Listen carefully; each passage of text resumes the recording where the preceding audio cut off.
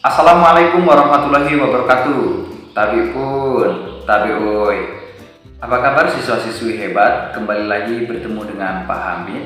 Yang kali ini kita akan belajar tentang pendidikan anti korupsi di kelas 7 dan kelas 8 SMP Negeri 14 Mesuji.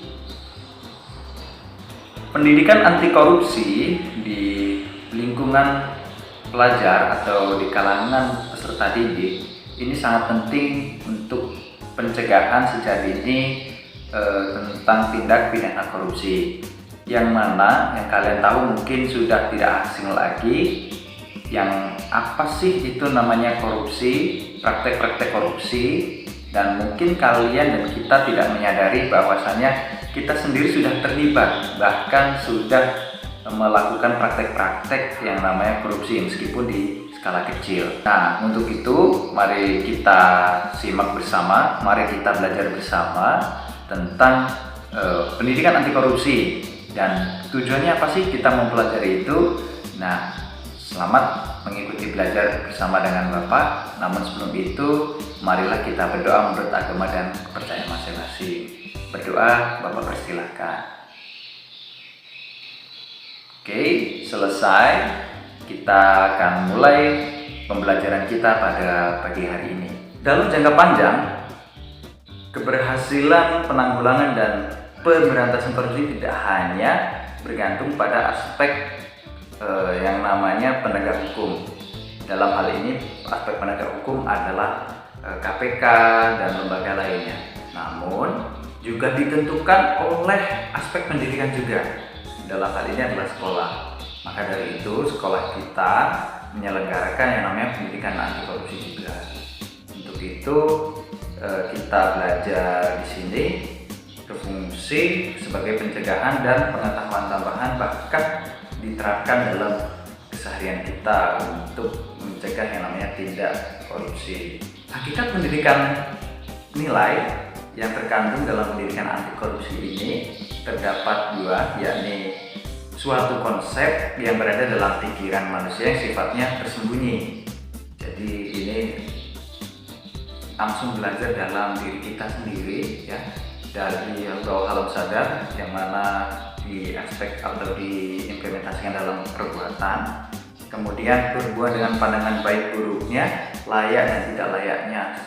Itu bermaksud ketika kita menyampaikan atau berperilaku itu menilai baik burukkah yang kita lakukan dan sebagainya. Contohnya kita melakukan perbuatan A itu sesuai dengan adat istiadat atau tidak, sifatnya baik atau tidak. Nah, begitu. Maka dari itu, hakikat pendidikan nilai dalam pendidikan anti korupsi ini merupakan proses penanaman perilaku yang diharapkan kepada pelajar atau siswa. Kemudian berperilaku sesuai dengan pandangan yang dianggap baik. Nah, yang ketiga, tidak bertentangan dengan norma-norma yang berlaku. Jadi itu tadi, yang pertama prosesnya diharapkan kepada pelajar itu atau kepada siswa, kepada kalian itu sesuai, ya. Yang kedua, berperilaku dianggap baik. Nah, bukan hanya baik ternyata, yang terakhir adalah sesuai dengan norma yang berlaku di lingkungan masyarakat atau di negara kita. Kemudian sudah panjang lebar nih kita bicara dengan pendidikan anti korupsi. Namun kalian sudah pahamkan tentang korupsi atau pengertian korupsi itu? Nah, korupsi berasal dari kata corruption atau corrumpere, ya, ini dari bahasa Latin. Yang berarti busuk, rusak, menggoyah, memutar balik, dan menyogok. Nah, itu tadi, ya, corruption. Corrumpere dari bahasa Latin itu, yang berarti busuk, rusak, menggoyahkan, memutar balik, dan menyogok. Itu secara bahasa Latin. Nah, untuk secara harfiah atau secara pengertian secara luas, korupsi merupakan perilaku seseorang yang memiliki pejabat, kita ataupun siapapun itu yang secara tidak wajar dan tidak legal memperkaya diri dan memperkaya mereka yang dekat dengan menyalahkan gunakan kekuasaan publik yang dipercaya kepada mereka. Nah, Ini banyak banget kasusnya. Contoh ya, mungkin anak-anak pernah melihat di sosial media atau di berita di TV dan lain sebagainya, ada pejabat yang ditangkap gara-gara korupsi dan sebagainya. Nah, mungkin di dunia politik itu, di dunia di dunia yang sudah ada pekerjaan begitu, namun di dunia pelajar sudah ada nih. Nah, nanti Bapak kasih tahu apa itu, atau nih Bapak kasih sampel satu nih. Contoh, ketika kamu menjadi bendahara kelas dan ditunjuk sebagai yang namanya pengumpul uang ke kamu ya, ketika ada iuran kebutuhan kelas ya, contohnya mau beli sapu atau perlengkapan kelas, iuran 1000 tuh, ada 30 siswa, kalau 1000 kan 30.000. Nah, kamu bawa untuk keperluan sekolah khususnya di kelas, selesai pengen beli sapu, terus tong sampah dan sebagainya. Tapi ketika kamu suatu jalan gitu ya, akan pulang dari sekolah, mau berangkat sekolah dan sebagainya, melihat contoh nih ada tukang bakso, terus tentang somai ataupun yang lainnya, beli kuota berapa, nah, kamu tergiur untuk menggunakan uang itu. Nah, ketika kamu menggunakannya demi keperluan pribadimu tanpa memikirkan baik buruknya gitu kan ya. Nah, kamu pakai itu uang dan dengan sengaja kamu memakainya tanpa mengganti, bahkan itu sudah menjadi tindak korupsi yang mini di pendidikan, di dunia pelajar atau di siswa. Jadi hal-hal sepele, mungkin yang kalian anggap sepele, itu sudah menjadi praktek awal dari korupsi. Salah satunya itu tadi. Contoh lagi, ketika kamu membayar uang SPP ya, ada sekolah nih uang SPP, contoh hari ini, atau membayar apa gitu di sekolah, atau beli buku nih, contohnya beli buku tulis ya di warung, kembaliannya nah dikasih duit 20.000, ternyata harganya 15.000. Nah, kamu tidak mengembalikan uang 5.000 atau uang sisanya ke orang tuamu. Nah, itu salah satu tindak yang kurang wajar dan dianggap korupsi juga. Itu ya, anak-anak ya. Kemudian ini menurut Undang-Undang Nomor 31 Tahun 1999 dan kemudian diganti atau diubah di Undang-Undang Nomor 20 Tahun 2001 maksud saya.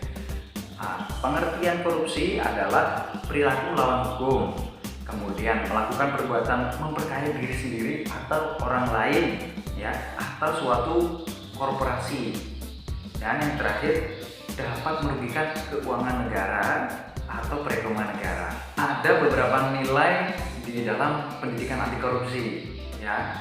Satu, nilai kejujuran. Kedua, nilai kedisiplinan. Ketiga, nilai tanggung jawab. Kemudian keempat adalah kerja keras. Kemudian yang kelima adalah berani. Keenam, mandiri. Ketujuh adalah sederhana. Dan ke-8 adil, dan yang terakhir adalah setia kawan. Nah, itu ada 9 ya anak ya. Ada setia kawan, adil, sederhana, mandiri, berani, kerja keras, tanggung jawab, disiplin, dan jujur.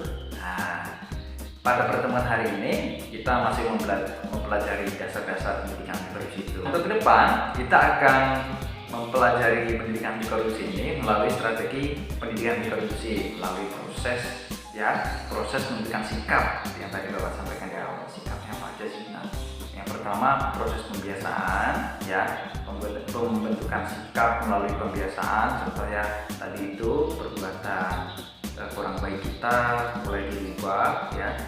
Kemudian yang kedua adalah teknik dengan strategi modeling. Modeling ini pembentukan sikap untuk proses asimilasi atau proses percontohan. Contoh nih, nah umat muslim khususnya sudah paham dengan Umar bin Khattab dan sebagainya, Khulafaur Rasyidin ya, itu menjunjung tinggi yang namanya budaya bersih tanpa korupsi. Nah, nanti kita akan pelajari di pertemuan selanjutnya. Mungkin di pertemuan ini sudah cukup.